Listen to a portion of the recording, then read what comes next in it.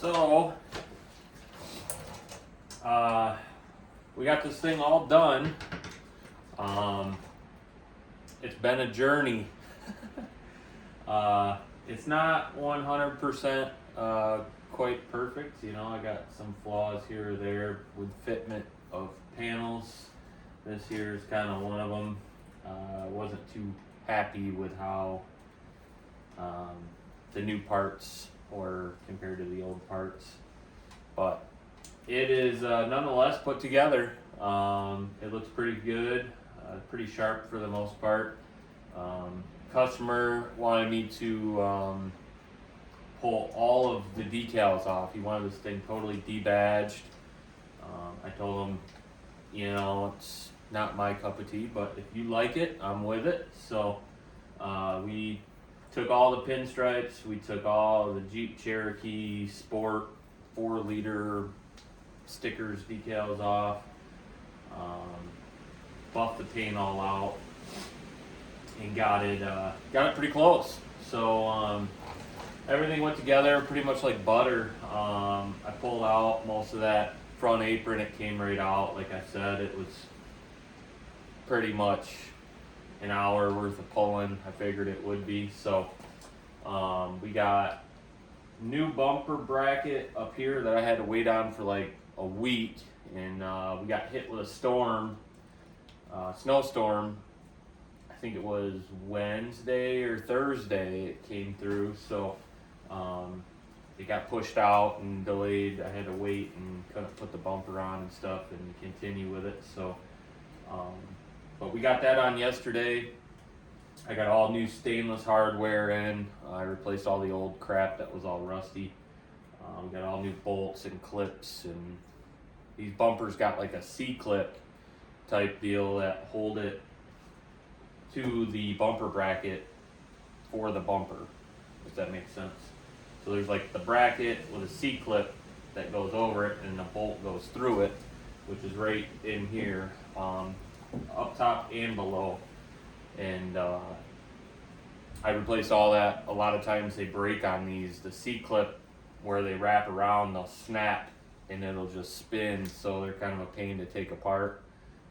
This one I battled like 3 or 4 of them trying to get them to come out, and to no avail. I ended up just cutting them. So it was a bit of a task to get this thing somewhat put together. I still got to dial in the headlights.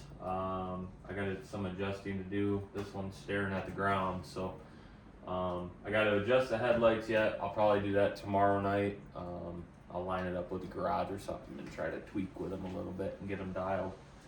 So yeah, I mean, it was a journey. Painting all of this, the bumper, the grill, the fender flare was a bit of a task. I had a problem with the fender flare where I went to paint it and it instantly started bubbling and chipping away.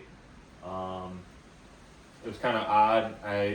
I personally haven't had that issue, but I have a good family friend that paints for a living as well for way longer than what I have done it. So I asked him, like, hey, what do you think? And you know, being plastic, I usually spray adhesion promoter on plastic to help paint stick to the plastic, because when you paint plastic, it tends to bubble and chip and not want to stick and not look right. And this did a similar thing, but different. It was like almost like there was air underneath of the paint when I laid it, and it bubbled up, kind of split type deal what was going on. And I guess this fender flare must have already had a coating of some sort on top of the plastic, so it wasn't bare plastic. And I sprayed adhesion promoter on it. I guess that can cause a similar issue like what I was having.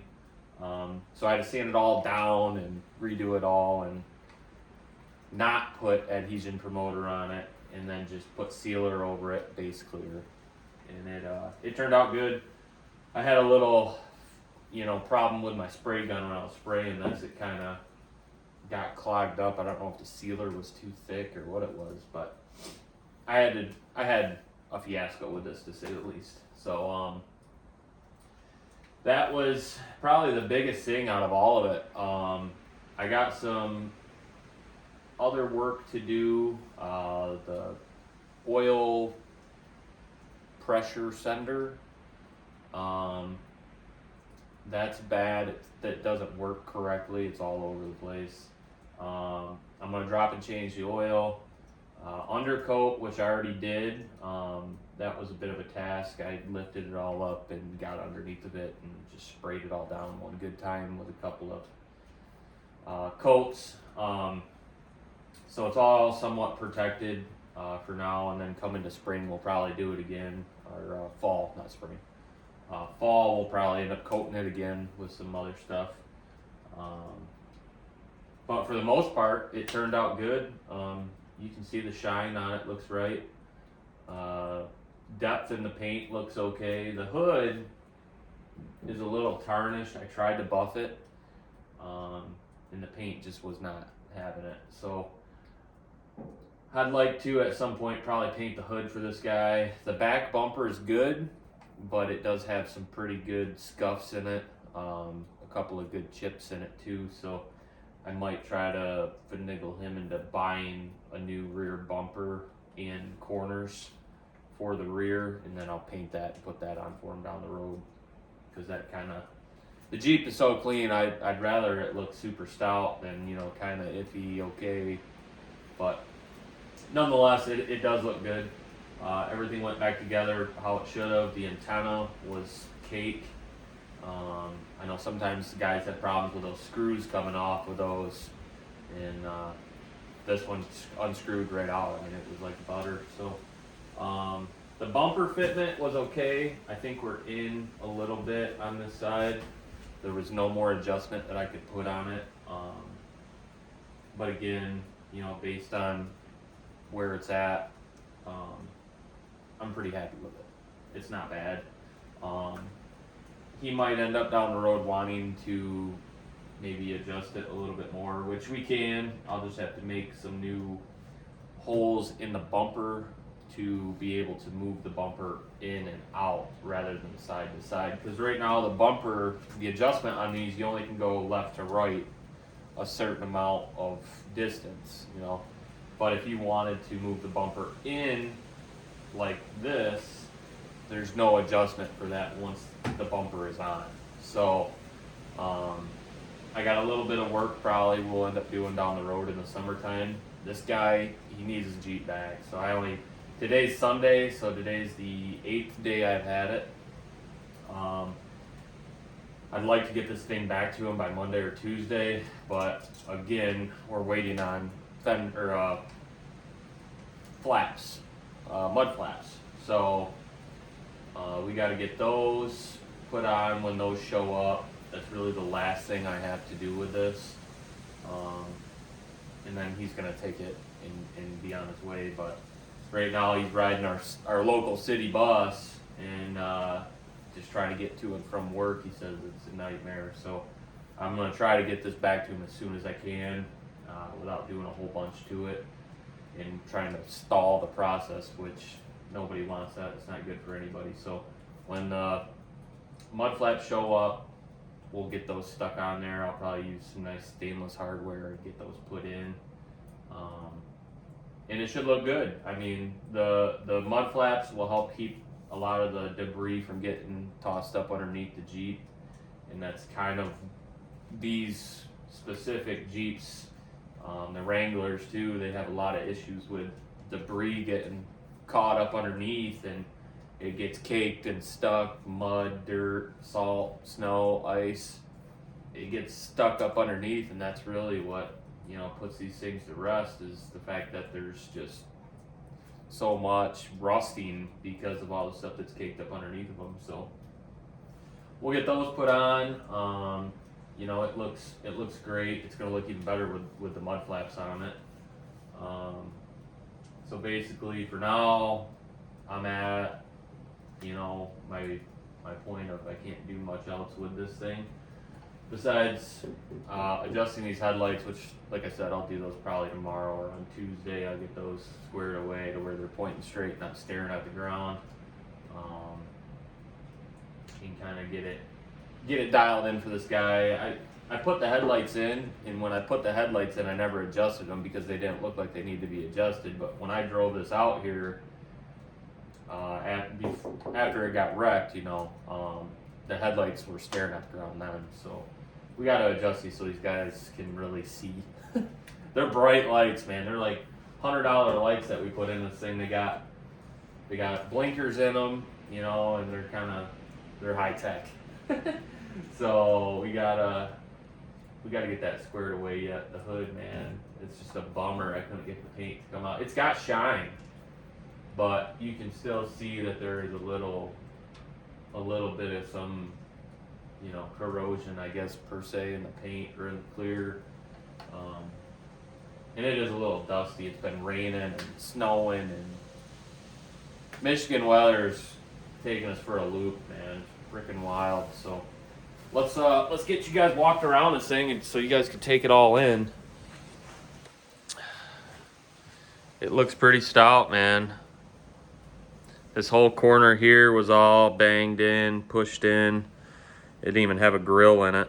The whole header panel was all broken. Fender was all dented in this region, missing the flare. Luckily, we were able to save on these a little bit. That one was still good. The blinker, one of the blinker points was broken off, but it was still there. And I just got some epoxy, and I epoxied it back to the light, and it worked good. So, yeah, it turned out good, man. We got really lucky with how everything worked out with how it went back together. It looks great. The paint is awesome. We buffed out the rear. He's got some paint scratches in it that somebody's tried to touch up down in here. You can see, I mean, the paint is just gleaming. We got some snow up top. But yeah, it turned out really nice. So it looks wonderful compared to what it did when it came here. I am super stoked with how it turned out. You can kind of tell the hood's it's almost like it's faded, but I've buffed the crap out of this thing to try to get it to come back to life, and it's just, I think the clear is just so thin, there's just not a lot to move around. This fender flare is kind of same story. The clear coat's starting to come up on it, so I'll probably end up popping these off. I'll end up redoing all 3 of the ones that I didn't paint yet. I'll probably pop those off and repaint those down the road in the summertime. But for now, he just wanted to get this thing back on the road. So that's pretty much where we're at, man. You guys seen it. It turned out good. I'm happy with it. I appreciate you guys following along for the ride. You guys can watch those YouTube shorts I put up. It's been a journey, man. So we got a couple other projects out here. As you can tell, the GMC, we got some paint work to do on this thing, man. We're close. I am excited to get this thing back on the road. This is my buddy's Camaro that we did that work on as well. We got to get that. He's picking that up today, actually. His Malibu broke down. I guess it's got some oil vacuum brake booster problem going on with it. So he's coming to pick this up. He's going to daily this thing in the snow, which is ridiculous. But until we can get his Malibu back on the road, he's got to take this thing out. So we got an HHR back there with a blown starter. I got to put a starter in that today. So as you can tell, the sun is out. We need to melt some of the snow down, man. We got all kinds of crap. So we got some more projects out back too. The Suburban, my baby, we got some work to do on this. We got to do, we got something going on with the front diff. It's leaking oil. We got to get that squared away. It's got a bad water pump in it. It's leaking. This is one of those deals where I'm just putting it off till summer. I got to get some better weather to really start messing around out here. We got a 2-wheel drive 01 Silverado back there I picked up. Got it from a good friend. I got to figure out what I'm going to do with that. I was originally thinking about buying that because it's a LS. It's a 5.3 4L60 and that 2-wheel drive again. I was gonna buy that